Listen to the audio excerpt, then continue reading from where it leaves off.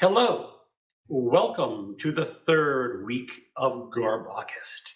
The theme is novelizations, or books by famous people. My name is Greg, and my channel for this month is another Boobiephile reads Playboy for the articles, because everyone who is co-hosting GarbAugust has a trashy name for their channel. GarbAugust is the mastermind of the evil, screamin', creamin' Olly. I will leave a link in the description of this video to all of the co-hosts so you can go check out their trashy reviews of books. Now, I will start off with non-trashy books. I have read a few this week. The first is, his name is George Floyd, One Man's Life and the Struggle for Racial Justice by Robert Samuels and Toluse Olorunnipa. It was an audiobook. It was for the Booktube Prize in nonfiction, so I can't say anything about this book as of yet until the prize has been awarded. The second book was also an audiobook for the Booktube Prize. I finished the Floyd book on the first day of this week, and I finished the second book on the last day of the week. And the second one was Paradise Falls, The True Story of an Environmental Catastrophe by Keith O'Brien. Both these books will eventually get reviewed once the Booktube Prize has been announced. I also read a novel for my in-person book group. This is Sea of Tranquality by Emily St. John Mandel. Her most famous book is probably Station 11. And this is an odd little book. It's short. It is only about, 155 pages. My wife, who's part of the book group, read this in one sitting, in one night. I read it over 2 days. And as I said, it's an odd little story. It begins with, who is the story beginning? I get my people confused. Oh yes, a remittance man being sent from England to Canada. Now, for people who do not know, a remittance man is basically a man from a well-to-do or famous family who is being paid to stay away from the family, and he's being sent to Canada.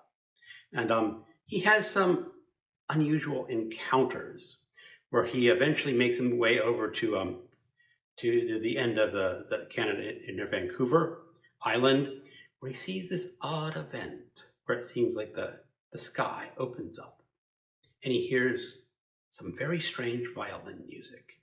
And then you jump about 100 years, not quite 100 years. The first one was 1912, because it's just before World War I.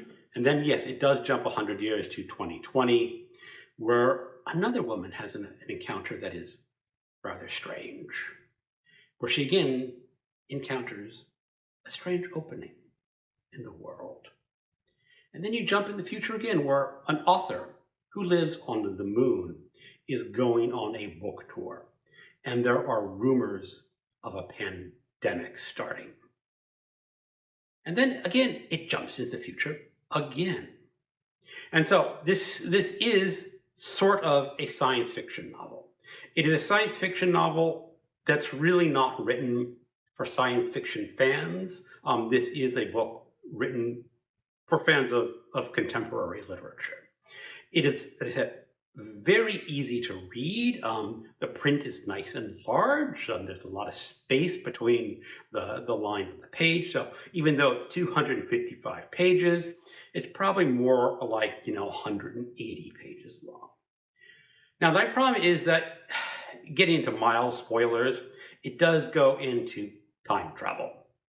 And while I appreciate time travel as a fictional device that can be used very effectively, such as in H.G. Wells' original, The Time Machine. St. John Mandel goes into areas that I do not like my time travel books to go into.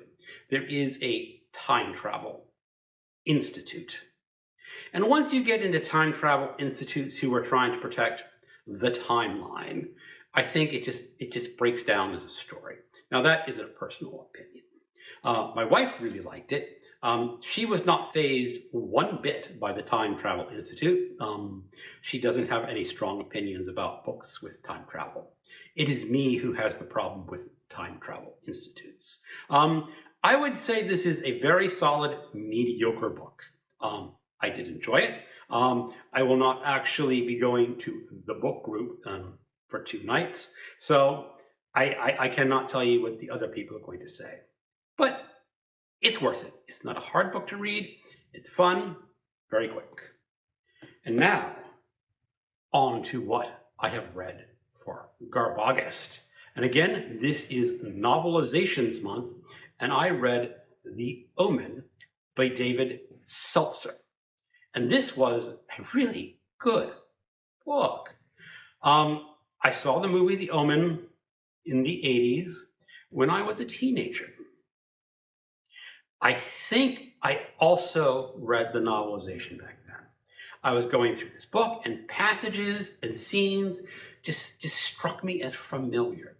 And I don't remember the movie all that well, so you get this mix up in your mind of movie and book. But I said, I think I watched it. I know I watched the movie, and I think I read the novelization before.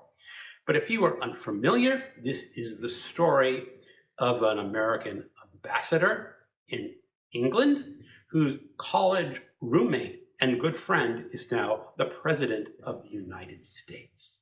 And this ambassador and his wife desperately want a child.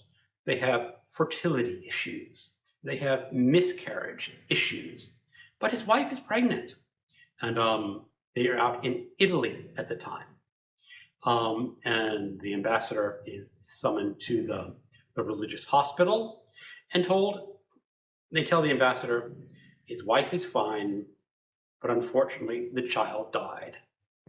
And the ambassador is getting ready to consult his wife because she really wanted this child. And the priest says, there's another solution. We had a mother who has no family of her own, who gave birth, and she died. And this child is now going to be a motherless orphan. Just on happenstance, the baby sort of looks a little bit like you. Wouldn't you take this baby in exchange for your dead son and just neglect to tell your wife? And the man agrees. Jump a few years. It's becoming obvious that this child is not an ordinary child. And this is when it gets into the part where you know it's going, that this child is the son of the devil and is destined to grow up to be the Antichrist. Now, as I said, I really enjoyed this book. It was very effective. The way the author wrote it, when he wrote about things that were not quite normal, he made it at least semi-plausible that there was another explanation. Maybe this child is not really the son of the devil. There are other possibilities. And I always like my supernatural books to have at least that little bit of plausibility to them, because it adds a little bit of an edge as the events start creeping closer and closer to the point where I cannot deny that this child is the son of the devil. And that's where I'm going to leave it. Highly recommended. After reading this book, I did order the next 2 novelizations in paperback. Unfortunately, they were not available in Kindle. I also wrote about the novelization by David Seltzer of the movie Prophecy, which is about some sort of mutant bear, I think. So that's due in the mail this week or next week. Also for GarbAugust, I have read Strip for Murder by Richard S. Prather. And this has just one of the best covers that I've ever seen. Shel Scott is a private detective. He is hired by a woman to come to her mansion, and she's having a fancy, fancy party with lots of people dressed up. And Shel Scott is just way out of his element. And she tells him, you know, my daughter is going to inherit $15 million when I die. And she has just recently married a man. Now, before she married him, I hired another private detective to check him out. And the report of this man she married came back glowing. There was no issues with the man who was going to marry her daughter. So she allowed the marriage to happen. And then the private detective that she hired got murdered. And she says, you know, I want you to double check this man. And so Shel Scott is out to find out if the original report is true or if the detective falsified information. And his leads take him to a nudist colony where he has to go undercover wearing nothing. And now it's a really great setup. Unfortunately, I don't think this book delivers as much as it possibly can.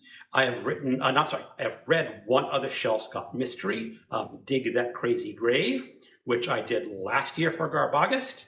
And that book was just a little bit better. That was set in a mortuary. And this one, again, set in a nudist colony. So maybe he just likes very unusual settings. But if you ever see this book, go ahead and grab it. If nothing else, for the cover. But even so, I think you can read this book and enjoy it for a private detective mystery, all on its own. It just won't be the top of your list. And that is everything that I read for this week. Going forward is going to be Anything Goes week. I have a short naughty western that I'm going to be reading. I am reading a horror novel on audiobook. The audiobook horror may not technically be really trashy. I think that's just ordinary horror, but I'm going to call it a trashy read because anything goes next week. And so that is this week. And thank you for watching and keep on reading.